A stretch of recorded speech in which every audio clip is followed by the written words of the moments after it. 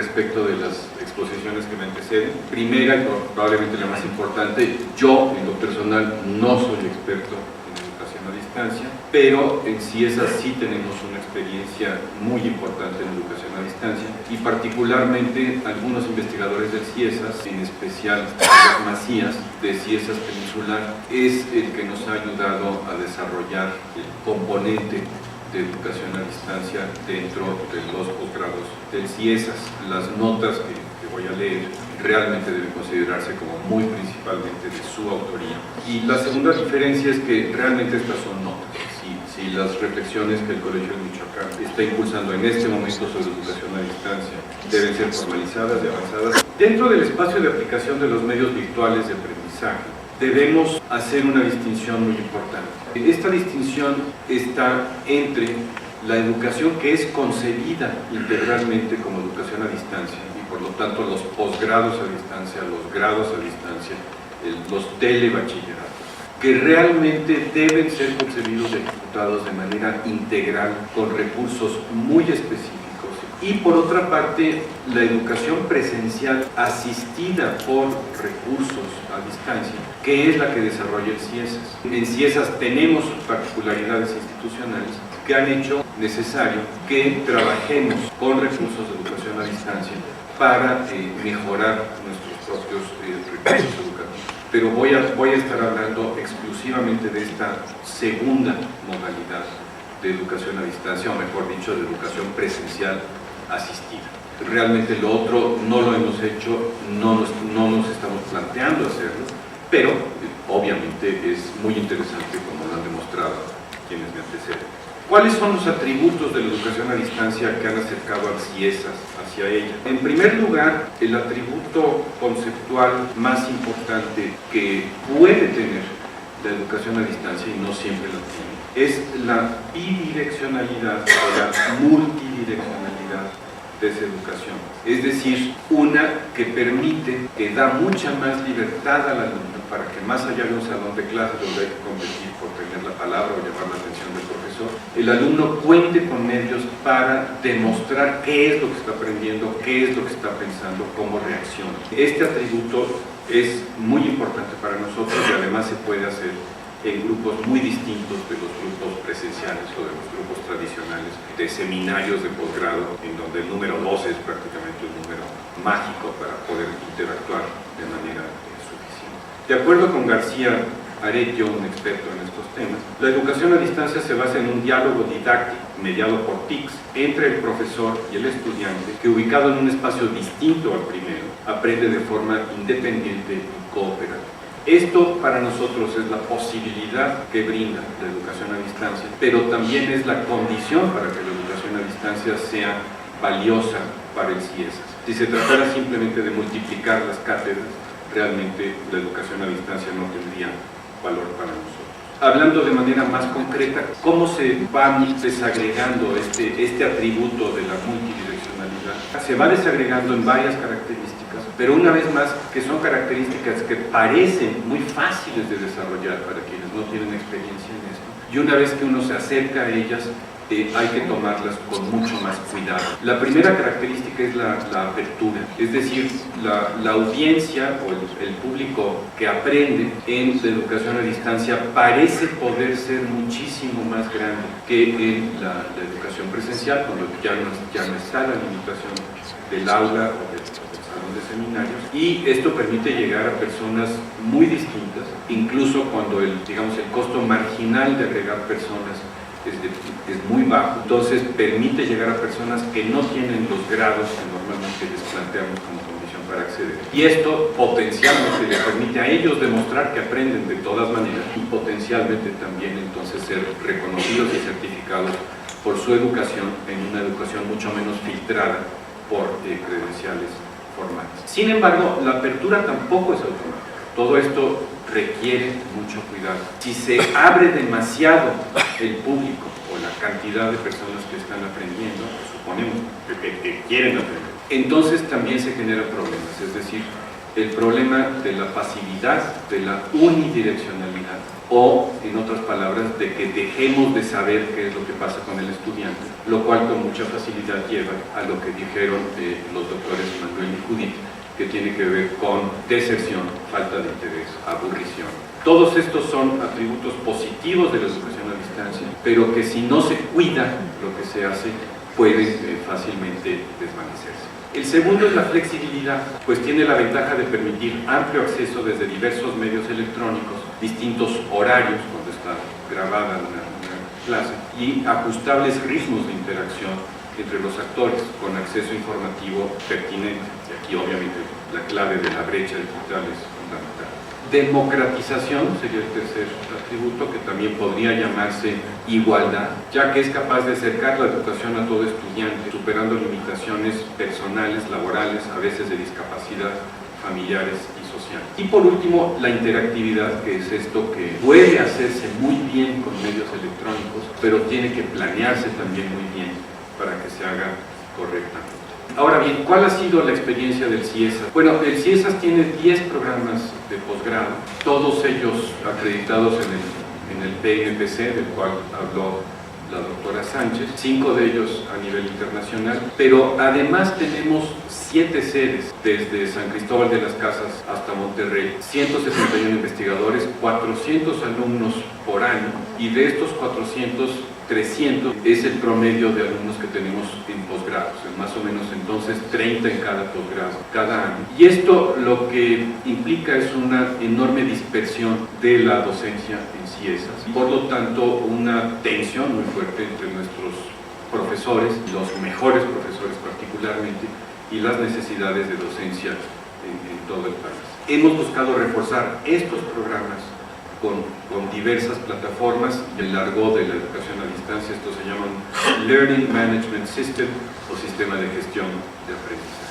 Vale la pena acotar que reconocemos que cada vez están más a nuestro alcance las plataformas robustas y funcionales enfocadas a enriquecer el diseño, la creación y la gestión de contenidos educativos a partir de las necesidades de las diversas disciplinas del conocimiento. Cada disciplina efectivamente enfrenta la educación a distancia de manera distinta según sus tradiciones de aprendizaje. Como se sabe, la plataforma de software libre en educación que abrió la brecha en 2004 fue Moodle. Tuvo su origen en la Universidad Curtin de Australia y fue inspirado en el constructivismo social y en el aprendizaje colaborativo. Esta plataforma se diseñó para trabajar en ambientes abiertos y tiene la característica de ser gratuita y actualizada. Sin duda, esta plataforma ha sido hasta ahora la plataforma global más exitosa y accesible, en especial si se compara con las fuertes inversiones de la versión previa que se llamaba Blackboard.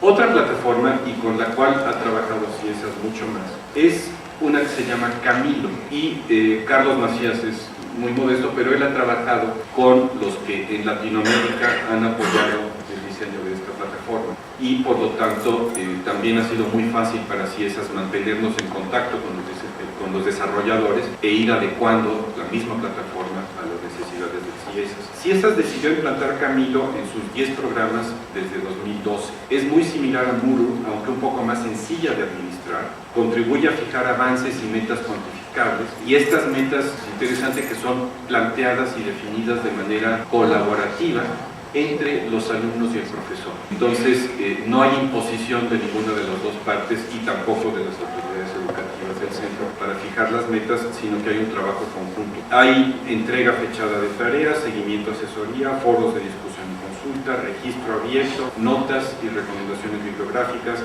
mensajería, chat y videoconferencia.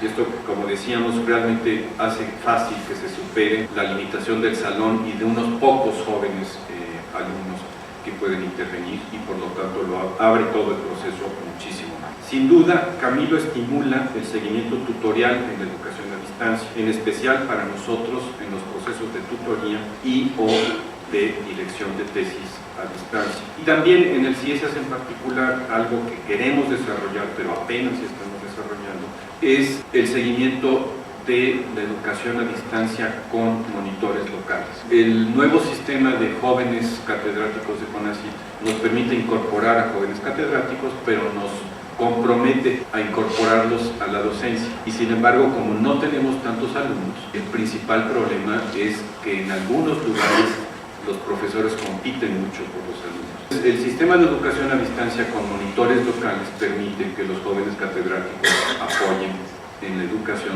desde que ingresan a la institución. Sin embargo, esto que está planeado todavía realmente no lo estamos haciendo como quisiera. Mucho podemos avanzar todavía en el CIESAS para optimizar el uso de esta herramienta. Por lo pronto, como un balance realista de estos últimos 2 años, podríamos señalar que al ser esta una herramienta adicional a nuestra modalidad de educación presencial, el aprovechamiento de nuestras aulas virtuales ha sido muy diferenciado entre las sedes. Podemos apreciar, por ejemplo, que son los investigadores docentes más jóvenes quienes con mayor frecuencia y facilidad asimilan y emplean este recurso, por lo que no en todas las sedes ha podido ser utilizado el recurso en su potencial. Hay que decir que no es tanto que los profesores de mayor edad se nieguen a dictar cátedra a través de una pantalla, eso es bastante sencillo, pero sí que exploten todo el potencial que ellos mismos deberían poder gestionar de chats, interacciones, bibliografías, cambiar bibliografías, discutir lo que los alumnos van haciendo. Esto es donde los profesores de mayor edad, mayor tradición, y que algunos son los mejores de la institución, no han llegado a explotar el recurso en todo lo que se puede.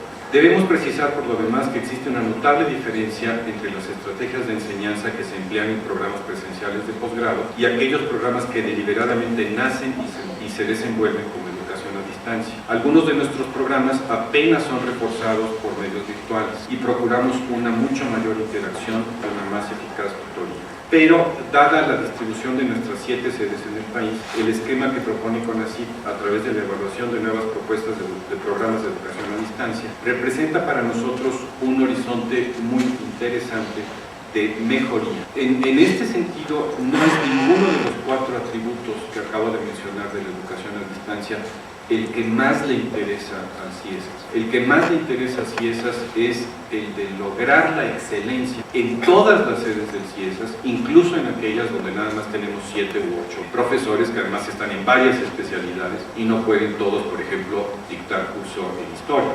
El caso de Mérida, que es justamente donde está Carlos, es tal vez el más interesante en este caso. Ellos dirigen un doctorado en historia, pero tienen una planta pequeña. Ha sido el posgrado más caro en términos de viajes, movilidad, profesores contratados externos, precisamente porque está muy lejos de todos los demás, es una planta pequeña, pero con el uso de esta herramienta no hemos bajado mucho el costo, pero sí hemos permitido que los mejores profesores de historia que podemos nosotros localizar en México y a veces fuera del país, sean los que impartan clase en este posgrado. Entonces, esto ha sido muy positivo.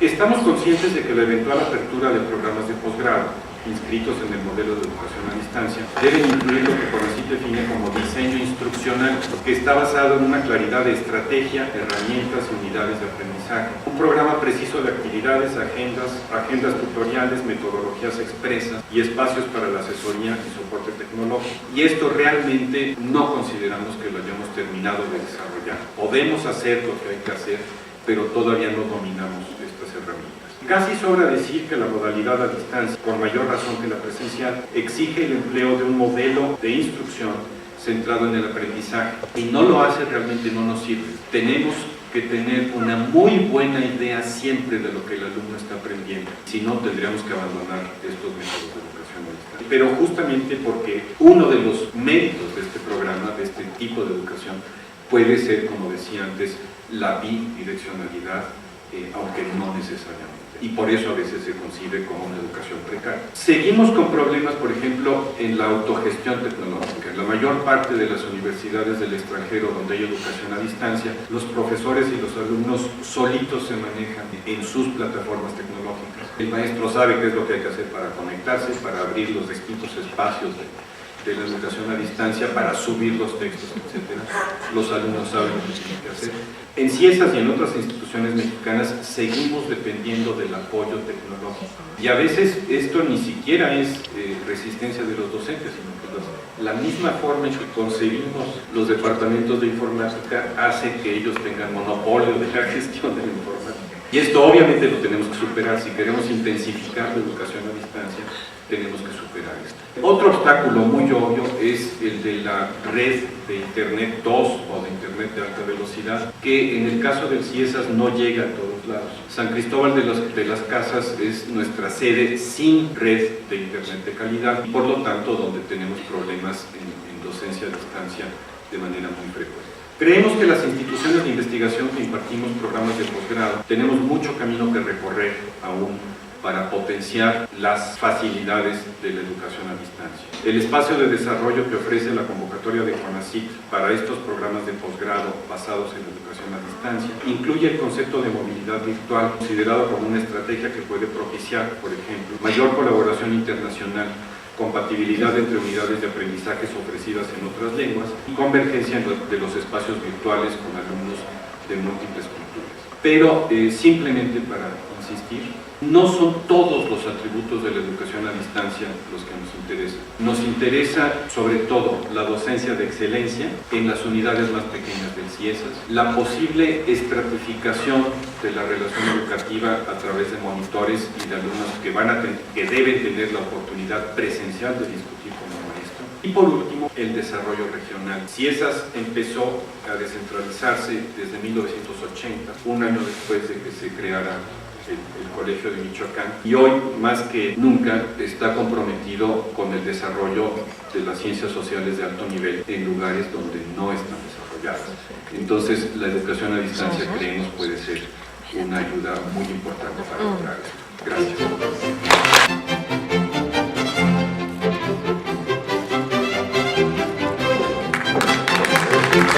Gracias.